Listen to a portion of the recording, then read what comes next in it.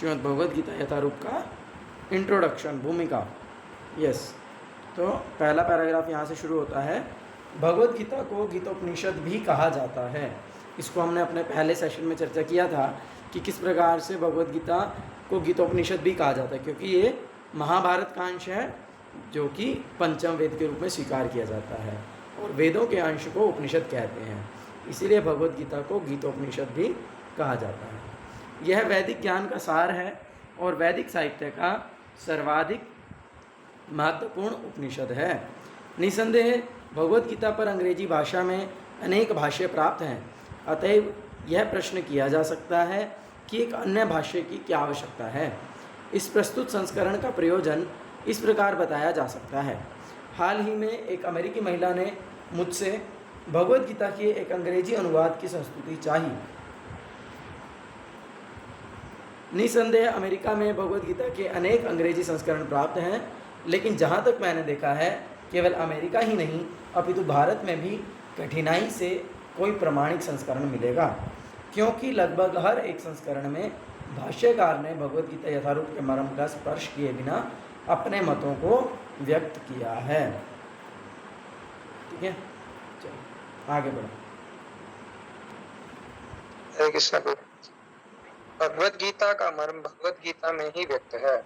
यह इस प्रकार है, यदि हमें किसी औषधि विशेष का सेवन करना है हो तो उस पर लिखे निर्देशों का पालन करना होता है। हम मनमाने ढंग से या मित्र की सलाह से औषधि नहीं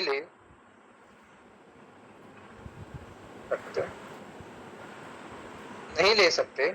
इसका सेवन लिखे हुए निर्देशों के अनुसार या चिकित्सक के अनुसार करना होता है। इस प्रकार भगवद गीता को इसके वक्ता द्वारा दिए गए निर्देशानुसार ही ग्रहण या स्वीकार करना चाहिए। भगवद गीता के वक्ता भगवान श्री कृष्ण है। भगवद गीता के प्रत्येक पृष्ठ पर उनका उल्लेख भगवान के रूप में हुआ है। निसंदेह भगवान शब्द कभी कभी किसी भी अत्यंत शक्तिशाली व्यक्ति या किसी शक्तिशाली देवता के लिए प्रयुक्त होता है, और यहाँ पर भगवान शब्द निश्चित रूप से भगवान श्री कृष्ण को एक महान पुरुष के रूप में सूचित करता है। किंतु साथ ही हमें यह जानना होगा कि भगवान श्री कृष्ण उन पुरुषोत्तम भगवान है, जैसे कि शंकराचार्य, रामानुजाचार्य, बुद्धाचार्य, निम्बार्क स्वामी, श्री चैतन्य महाप्रभु तथा भारत के वैदिक ज्ञान के अन्य विद्वान आचार्यों ने पुष्टि की है। भगवान ने स्वयं भगवद गीता में अपने को परम पुरुषोत्तम भगवान कहा है, और ब्रह्म संहिता में तथा अन्य पुराणों में, विशेषतः श्रीमद् भागवतम में जो भागवत पुराण के नाम से विख्यात है, ये इसी रूप में स्वीकार किए गए हैं। कृष्णस्तु भगवान स्वयं। अतएव भगवद गीता हमें भगवान ने जैसे बताई है वैसे ही स्वीकार करनी चाहिए।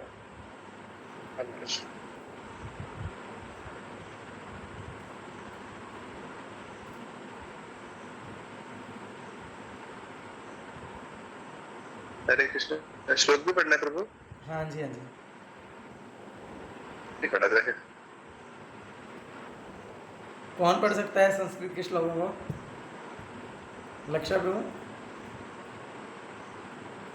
तो जी प्रभु जी, ट्राई करता हूँ। इमं विवस्वते योगं प्रोक्तवाहनमव्ययं विश्वान मनवे प्राह मुनरिक्ष्वा कवे अब्रवीत् एवं परंपरा प्राप्तम् इमं राजऋषयो विदु सकाले निह महता योगो नष्टः परन्तप स एवायं मया तेद्य योगः प्रोक्तः पुरातनः भक्तोऽसि मे सखा चेति रहस्यम् अयोतदुत्तमम्। आगे पैराग्राफ पढ़ लो प्रभु। पढ़ो। यहाँ पर भगवान अर्जुन को सूचित करते हैं कि भगवत गीता की यह योग पद्धति सर्वप्रथम सूर्यदेव को बताई गई। सूर्यदेव ने इसे मनु को बताया और मनु ने इसे इक्ष्वाकु को बताया। इस प्रकार गुरु परंपरा द्वारा यह योग पद्धति एक वक्ता से दूसरे वक्ता तक पहुंचती रही, लेकिन कालांतर में यह छिन्न भिन्न हो गई। फलस्वरूप भगवान को इसे फिर से बताना पड़ रहा है, इस बार अर्जुन को कुरुक्षेत्र के युद्ध स्थल में। हरे कृष्ण। हरे कृष्ण। वे अर्जुन से कहते हैं कि मैं तुम्हें यह परम रहस्य इसलिए प्रदान कर रहा हूं क्योंकि तुम मेरे भक्त तथा मित्र हो। इसका तात्पर्य है कि भगवद गीता ऐसा ग्रंथ है जो विशेष रूप से भगवत भक्त के लिए है, भगवत भक्त के निमित्त है। आध्यात्मिकवादियों की 3 श्रेणियां हैं, ज्ञानी, योगी तथा भक्त, या कि निर्विशेषवादी, ध्यानी और भक्त। यहाँ पर भगवान अर्जुन से स्पष्ट कहते हैं कि वे उसे नवीन परंपरा, गुरु परंपरा का प्रथम पात्र बना रहे हैं, क्योंकि प्राचीन परंपरा खंडित हो गई है। अतएव यह भगवान की इच्छा थी कि सूर्यदेव से चली आ रही विचारधारा की दिशा में ही अन्य परंपरा स्थापित की जाए, और उनकी यह इच्छा थी कि उनकी शिक्षा का वितरण अर्जुन द्वारा नए सिरे से हो। वे चाहते थे कि अर्जुन भगवत गीता ज्ञान का प्रमाणिक विद्वान बने। अतएव हमें रुको तो यहाँ पर बहुत महत्वपूर्ण बात आई है जिसको कि डिस्कस करना ज़रूरी है। तो जैसे यहाँ पर जो श्लोक आए जिसको हमारे लक्ष्य प्रभु ने पढ़ा, तो ये 4थे अध्याय के पहला, दूसरा और तीसरा श्लोक है। तो यहाँ पर भगवान वर्णन कर रहे हैं कि ये ज्ञान मैंने बहुत पहले विवस्वान को दिया था, जो कि कौन है? सूर्यदेव है। तो सूर्य की जो प्रीडोमिनेटिंग डिटी है उनका नाम है विवस्वान, यानी कि सूर्यदेव। और वो विवस्वान जी ने उसको मनु को दिया, मनु ने उसको इक्ष्वाकु को दिया, और इस प्रकार से ये परंपरा राजाओं की, जो कि राजर्षि एक्चुअल में, नॉट राजा, यहाँ पर लिखा है एवं परंपरा प्राप्तम इमम राजर्षयो विदु। तो ये जो राजर्षियों की जो परंपरा है वो आगे बढ़ी, लेकिन सकाले ने यह माता योगो नष्ट परंतपा, लेकिन समय के साथ साथ यह परंपरा छिन्न भिन्न हो गई। और अब भगवान फिर से एक नई परंपरा की स्थापना कर रहे हैं अर्जुन के माध्यम से, लेकिन वो परंपरा जो है अर्जुन से ही क्यों शुरू किया है, तो वो यहाँ पर बताया गया है। स एवायम मया तेद्य योग युक्त पुरातन। तो यहाँ पर बहुत सुंदर बात बोली है, भगवान बोले मैं वही पुराना ज्ञान दे रहा हूँ, कुछ नया ज्ञान मैन्युफैक्चर करने की ज़रूरत नहीं है। प्रभुपाद जी बोलते हैं कि it's the same oldest knowledge, वही पुराना ज्ञान। हाँ, कुछ नया हमको मैन्युफैक्चर करने की ज़रूरत नहीं है। ये नहीं है कि हम लैब में कुछ एक्सपेरिमेंट करें और कुछ नई नॉलेज को हम प्रोड्यूस कर देंगे, तो ऐसा संभव नहीं है। तो ऐसा हम बहुत सारे शास्त्रों में अनेक जगहों पर देखते हैं, जहाँ पर जब भी इस प्रकार से कोई कथा सुनाई जाती है तो फिर उसका इतिहास बताया जाता है कि ये वो कथा है जो पहले उसने उसको सुनाई थी, ये वो कथा है जो इतने साल पहले वहाँ पर ऐसे हुई थी। तो इस प्रकार से करके जो है कुछ भी वैदिक knowledge means it's not something new और समथिंग मैन्युफैक्चर्ड, ये वही पुराना ज्ञान है, लेकिन क्योंकि ये परफेक्ट है इसीलिए इसमें कोई एडिशन, कोई सब्सट्रैक्शन या फिर कोई भी चेंज करने की आवश्यकता नहीं पड़ती है। It can be followed as it is. ये अपौरुष्य है, इसको हमेशा के लिए वो नित्य पालन करने योग्य है। ऐसा नहीं है कि ये तो बहुत पुराना हो गया तो अब के टाइम में ये प्रैक्टिकली एप्लीकेबल नहीं है, तो ऐसा नहीं है ना। है ये बहुत पुराना ज्ञान, लेकिन आज के समय में भी उतना ही एप्लीकेबल है जितना कि उस समय था। और अर्जुन को ही क्यों बता रहे हैं, ये एक अच्छा है पॉइंट कि अर्जुन को ही क्यों बता रहे हैं, क्योंकि भक्तोसी में सखा चेती रहस्य दे दंतम। क्योंकि जो अर्जुन है वे भगवान के क्या हैं? भक्तोसी, वे भगवान के भक्त हैं। सखा चेती, वे भगवान के सखा हैं। इसलिए जो है भगवान ये जो नई परंपरा है वो अर्जुन के माध्यम से स्थापित कर रहे हैं। एक सेकंड ना, मैं 1 मिनट में जाऊँ। हरे कृष्णा। यस, तो अर्जुन को ही भगवान क्यों ज्ञान दे रहे हैं? क्योंकि अर्जुन जो है भगवान के भक्त हैं और भगवान के सखा हैं। सखा होने का मतलब है कि वे भगवान से ईर्ष्या नहीं करते हैं, वे भगवान के अनुकूल भाव में हैं, इसीलिए जो है भगवान उनसे ये नई परंपरा को शुरुआत कर रहे हैं। तो ये एक अच्छा कंसेप्ट है कि अर्जुन को ही क्यों भगवान ने भगवत गीता बताई है, क्योंकि अर्जुन भगवान के भक्त हैं, एट द सेम टाइम वे सखा भी हैं। और यहाँ पर प्रभुपाद जी बता रहे हैं कि भगवत गीता ऐसा ग्रंथ है जो विशेष रूप से भगवत भक्त के लिए ही है। हाँ, तो क्योंकि भगवान बोल रहे हैं ना अर्जुन कि मैं तुमको ही क्यों बता रहा हूँ, क्योंकि तुम भक्त हो। तो यानी कि जो एक्चुअल में ये जो भगवत गीता जो ग्रंथ है ये भक्तों के लिए ही है। वास्तविकता में आध्यात्मवादियों की 3 श्रेणियाँ होती हैं। पिछले कई सेशन में हम लोग इन्हीं को ही बार बार चर्चा कर रहे हैं, है ना। तो आध्यात्मवादियों की 3 श्रेणियाँ होती हैं, वो हैं ज्ञानी, योगी और भक्त। ज्ञानियों को निर्विशेषवादी भी कहते हैं, योगी को ध्यानी भी कहते हैं, भक्त को तो भक्त कहते ही हैं। तो इसीलिए ज्ञानी का मतलब क्या है, जो कि निर्विशेष को मानने वाला है, जो कि मानता है कि परम सत्य निर्विशेष है, निराकार है, निर्गुण है ना, उसमें कोई विशेषता नहीं है, उसमें कोई गुण नहीं है, उसका कोई आकार नहीं है, वो ब्रह्म है। तो इस प्रकार से जो मानते हैं उन्हें ज्ञानी कहते हैं।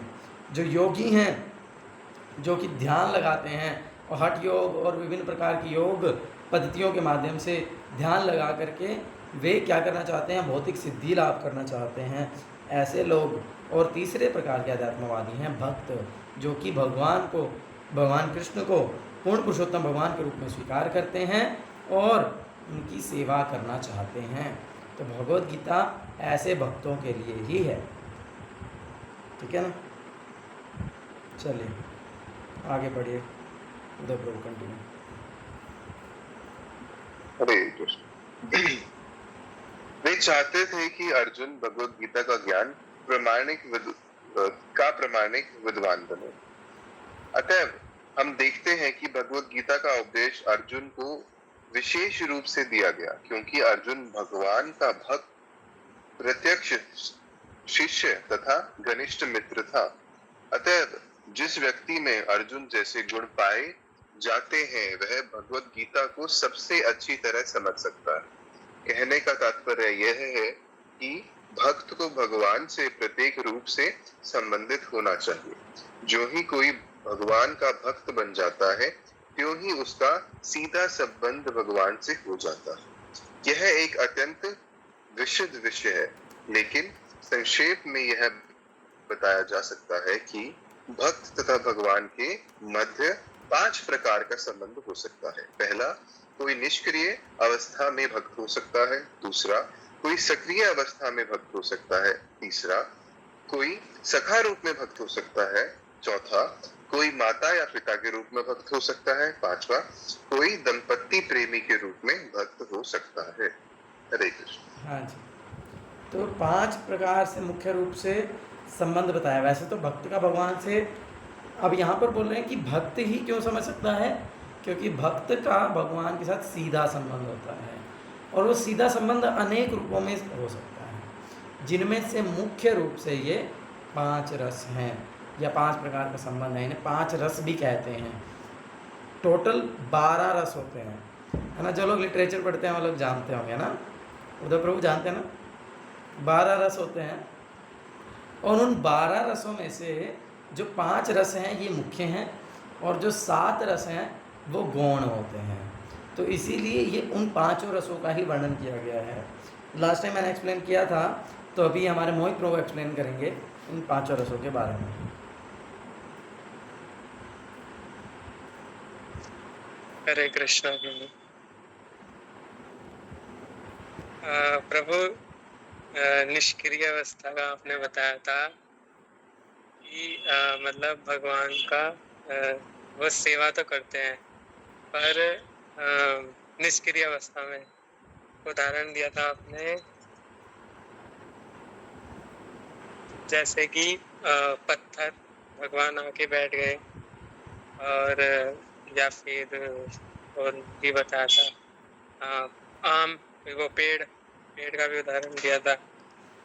तो वो निष्क्रिय अवस्था में भगवान का सेवा कर रहे हैं, और सक्रिय अवस्था तो मतलब भगवान के समक्ष जाके उनको कुछ अर्पण करना, और सखा रूप में भगवान का सखा है, उनके साथ खेलना, और बाकी हास्य करना, और माता पिता के रूप में, और वहीं पर प्रेमी के रूप में।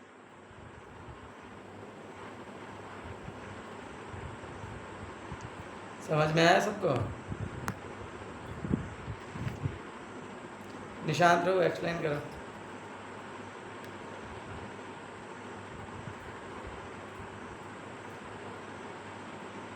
निशांत प्रभु, हरे कृष्णा।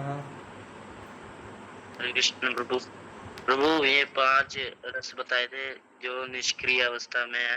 वो निष्क्रिय मतलब जैसे उदाहरण, जैसे सेवा निष्क्रिय में अवस्था में सेवा करता है, जैसे पत्थर, जैसे भगवान उस पर आके बैठ जाते हैं, परंतु फिर पत्थर ने मतलब कुछ नहीं किया, परंतु फिर भगवान उस पर आके बैठ गए, जैसे पेड़ की छांव में नीचे बैठ गए, फिर भी मतलब पेड़ ने कुछ नहीं किया, परंतु वो जो भगवान है तो उनकी छांव में बैठ गए, फिर भी मतलब पेड़ की सेवा हो गई, भगवान की सेवा हो गई। और सक्रिय अवस्था वो आपने बताई थी,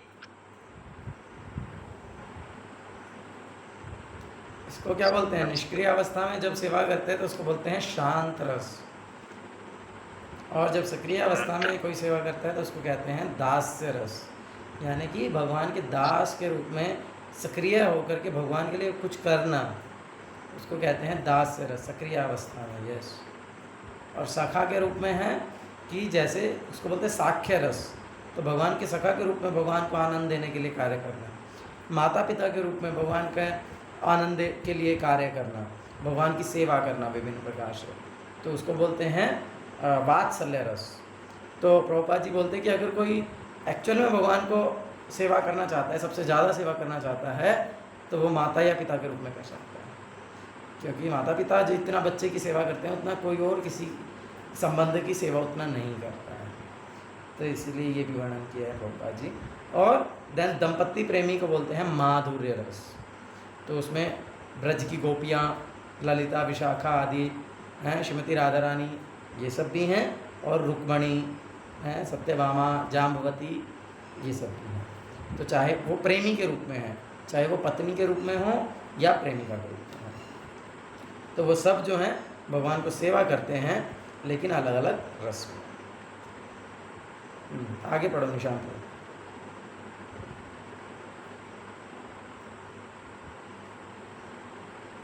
कृष्ण। अर्जुन का कृष्ण से संबंध सखा रूप में था। निसंदेह इस मित्रता, सख्य भाव का तथा भौतिक जगत में प्राय मित्रता में आकाश पाताल का अंतर है। यह दिव्य मित्रता है जो हर किसी को प्राप्त नहीं हो सकती। निसंदेह प्रत्येक व्यक्ति का भगवान से सीधा संबंध होता है, और यह संबंध भक्ति की पूर्णता से ही जागृत होता है। किंतु वर्तमान जीवन की अवस्था में हमने न केवल भगवान को भुला दिया है, अपितु हम भगवान के साथ अपने साक्षात संबंध को भी भुला चुके हैं। लाखों करोड़ों जीवों में से प्रत्येक जीविका भगवान के साथ नित्यविष्ट संबंध है। यह स्वरूप कहलाता है। भक्तियों की प्रक्रिया द्वारा यह स्वरूप जागृत किया जा सकता है, तब यह अवस्था स्वरूप सिद्धि कहलाती है। यह स्वरूप की अर्थात स्वाभाविक या मूलभूत स्थिति की पूर्णता कहलाती है। अतएव अर्जुन भक्त था, और मैत्रिक में वह भगवान के संपर्क में था। हमें इस बात का विशेष ध्यान देना चाहिए कि अर्जुन ने भगवत गीता को किस तरह ग्रहण किया। इसका वर्णन 10वें अध्याय में है। हाँ, एक एक पैराग्राफ पढ़ना है, ज़्यादा नहीं पढ़ना, ठीक है। तो यस, उस पिछले पैराग्राफ में वही सखा के बारे में बताया कि अर्जुन जो है वो भगवान के साथ साख्य भाव में है, और हर जीव का भगवान के साथ एक नित्य संबंध है सेवक का, जिसको कि स्वरूप कहते हैं। और जब हम ये कृष्ण भावनामृत का पालन करेंगे, यानी कि भक्ति योग का पालन करेंगे, तो हम अपने उस स्वरूप को पुनः प्राप्त कर लेंगे, और इसी को ही स्वरूप सिद्धि कहते हैं, ठीक है। अब यहाँ पर बता रहे हैं कि अर्जुन ने किस प्रकार से भगवद गीता को स्वीकार किया है। अर्जुन ने किस प्रकार से, जो कि भगवद गीता का पहला स्टूडेंट है, उन्होंने किस प्रकार से भगवद गीता में स्वीकार किया है, भगवत गीता को किस रूप में स्वीकार किया है, वो यहाँ पर बता रहे हैं। यस, आगे कौन पढ़ेगा? ऋषभ प्रभु हरे कृष्ण प्रभु। पढ़िए। श्लोक परब्रह्म परं धामं पवित्रं परमं भवान् पुरुषं शाश्वतं दिव्यमादि धीरदेमजं विभुम् आहुस्तवांशय सर्वे देवर्षि नारदस्तथा सितो देवलो व्यास स्वयं चैव ब्रवीषिणे सर्वमेततं मन्ये मां वदसि केशव नहि ते भगवद्व्यक्तिं दुदेव न दानव। अर्जुन ने कहा, आप भगवान परम धाम पवित्रम परम सत्य हैं।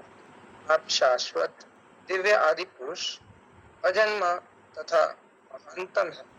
नारद, असित, देवल तथा व्यास जैसे समस्त महामुनि आपके विषय में इस सत्य की पुष्टि करते हैं और अब आप स्वयं मुझसे इसकी घोषणा कर रही हैं। हे कृष्ण, आपने जो कुछ कहा है उसे पूर्ण रूप से मैं सत्य मानता हूँ। हे प्रभु, ना तो देवता और ना असुर ही आपके व्यक्तित्व को समझ सकते हैं।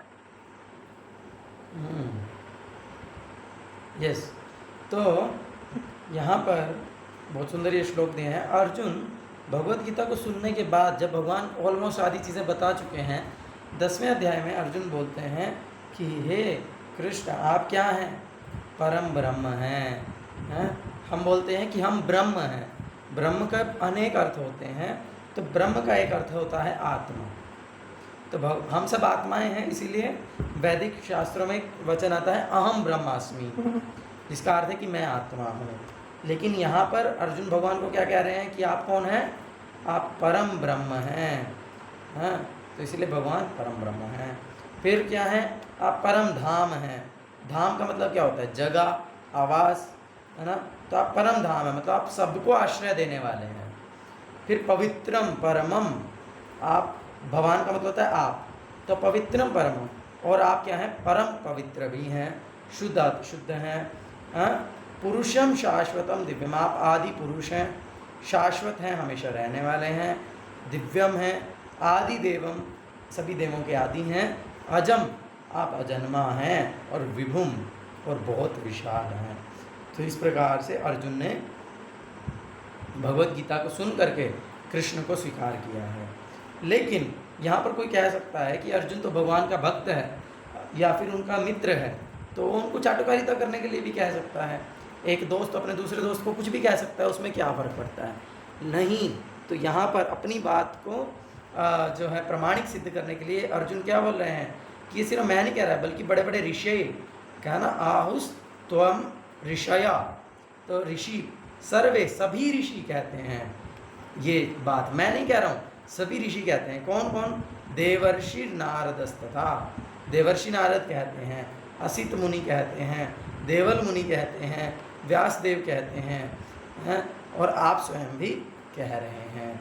तो इसलिए आप ये हैं। तो उन्होंने रेफरेंस दे दिया प्रमाणिक व्यक्तियों का कि इतने सारे प्रमाणिक ऋषि जो हैं वो आपको परम ब्रह्म के रूप में, परमात्मा के रूप में स्वीकार करते हैं।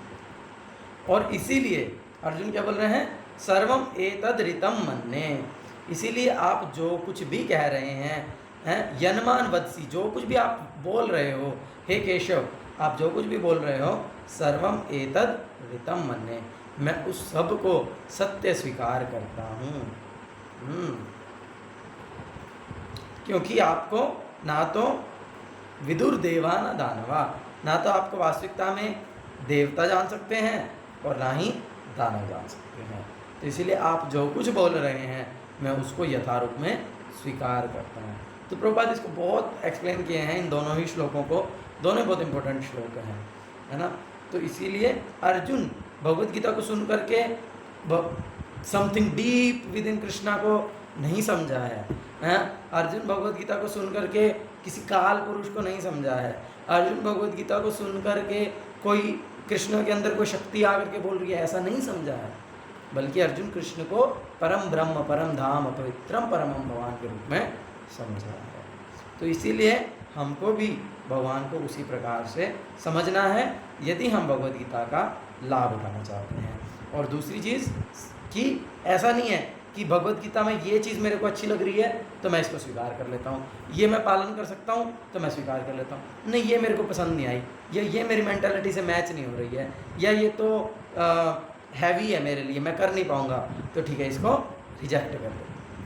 ऐसा हम कभी कभी करते हैं ना कि जो काम हम नहीं कर पाते, जिस चीज़ को हम नहीं फॉलो कर पाते, हम उस पर जस्टिफिकेशन देने लग जाते हैं कि भाई नहीं, ये ऐसे भी तो हो सकता है, हैं? जब कोई नहीं करवाता तो बोलते गृहस्थ में रह करके भी तो भक्ति हो सकती है, हैं? देखो ना कितने सारे गृहस्थ भक्त हैं, ये है वो है। No, they have justification. हम नहीं कर सकते तो हम जस्टिफिकेशन दे रहे हैं, तो ऐसा हमको नहीं करना चाहिए। हम नहीं कर पा रहे हैं, लेकिन हमको तथ्य को तथ्य रूप में स्वीकार करना चाहिए, और ये स्वीकार करना चाहिए कि मैं नहीं कर पा रहा। तो उस प्रकार से यहाँ पर इस प्रकार से नहीं है। अर्जुन बोल रहे सर्वमें तदृतम मन, आप जो कुछ भी बोल रहे हो वो सब कुछ मैं सत्य स्वीकार करता हूँ। तो जो कुछ भी आप कह रहे हैं वो सब तथ्य हैं, मैं उन तथ्यों को स्वीकार करता हूँ। ये नहीं है कि जो मेरे को अच्छा लगेगा मैं स्वीकार करूँगा और जो मेरे को अच्छा नहीं लगेगा वो मैं स्वीकार नहीं करूँगा। प्रभुपाद जी इसके संबंध में एक कहानी सुनाते हैं, उसको बोलते हैं अर्ध कुकुट न्याय। सुनिए कहानी, अर्ध कुकुट न्याय, जिसमें कि एक बार एक व्यक्ति के पास सोने का अंडा देने वाली मुर्गी थी। तो वो मुर्गी हर रोज़ एक सोने का अंडा दिया करती थी। तो उसके जो मालिक है वो सोचता है कि भाई ये जो मुर्गी है ना, इसका ये पीछे वाला पोर्शन तो बड़ा अच्छा है। क्यों? क्योंकि ये मेरे को हर रोज़ सोने का अंडा देता है, लेकिन ये आगे वाला पोर्शन बड़ा बेकार है। इसको मेरे को दाना देना पड़ता है, इसको मेरे को पानी पिलाना पड़ता है, मेरे को इसके लिए खाने का अरेंजमेंट करना पड़ता है। तो ये जो आगे का आधा भाग है ये तो बेकार है, और जो पीछे का आधा भाग है ये बढ़िया है। तो मैं क्या करता हूँ, इसको बीच में से काट देता हूँ, तो मैं पीछे वाला भाग रख लूँगा, आगे वाले को छोड़ दूँगा। तो इसको बोलते हैं अर्ध कुकुट न्याय। हाँ, तो फिर वो क्या करेगा, अगर वो उसको बीच में से काट देगा तो वो जो उसको सोने का अंडा मिल रहा था वो मिलना बंद हो जाएगा, है ना। तो इसीलिए जो है इस प्रकार से कुछ लोग करते हैं कि वे शास्त्रों में से केवल उसी पोर्शन को स्वीकार करना चाहते हैं जो कि उनको अच्छा लग रहा है, और जो अच्छा नहीं लग रहा है वो उसको रिजेक्ट कर देते हैं। नहीं, ये तो ठीक नहीं है, ये तो बाद में जोड़ा गया है, ये तो स्पेकुलेशन है, इसका मतलब ऐसा नहीं होता, इसका मतलब ऐसा होता है। तो इस प्रकार से हमको नहीं करना है। यदि हम भगवद गीता को वास्तविकता में समझना चाहते हैं तो जिस प्रकार से अर्जुन ने समझा है, सब कुछ स्वीकार किया है, उसी प्रकार से हमको स्वीकार करना है। ठीक है, किसने नहीं पढ़ा, पढ़िए आगे।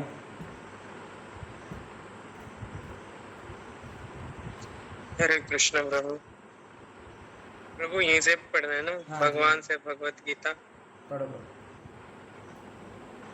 भगवान से भगवत गीता सुनने के बाद अर्जुन ने कृष्ण को परम ब्रह्म स्वीकार कर लिया। प्रत्येक जीव ब्रह्म है, लेकिन परम पुरुषोत्तम भगवान परम ब्रह्म है। परम धाम का अर्थ है कि वे सबों के परमाश्रय धाम है। पवित्रम का अर्थ है कि वे शुद्ध हैं और भौतिक कलमश से अरंजित है। पुरुषम का अर्थ है कि वे परम भोक्ता हैं। शाश्वतम अर्थात सनातनम। भाग्य दिख नहीं रहा प्रभु स्क्रीन। क्यों? किसी को नहीं दिख रही? मेरे को दिख रही है। आगे प्रभु विजिबल है। दिव्यम अर्थात दिव्य आदि देवम भगवान। अजन्मा अर्थात विभुम अर्थात महानतम। कोई यह सोच सकता है कि क्योंकि कृष्ण अर्जुन के मित्र थे, अंतएव अर्जुन यह अमन प्रभु पढ़िए आगे।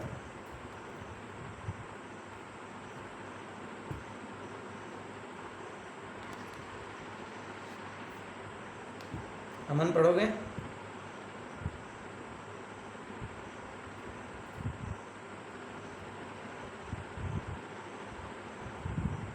पढ़ो पढ़ो।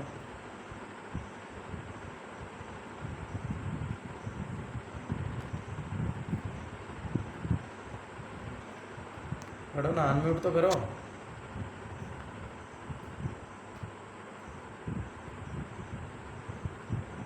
हरे कृष्ण। यहाँ से पढ़ने कोई यह सोच सकता है, हाँ जी हाँ जी। एक सेकंड,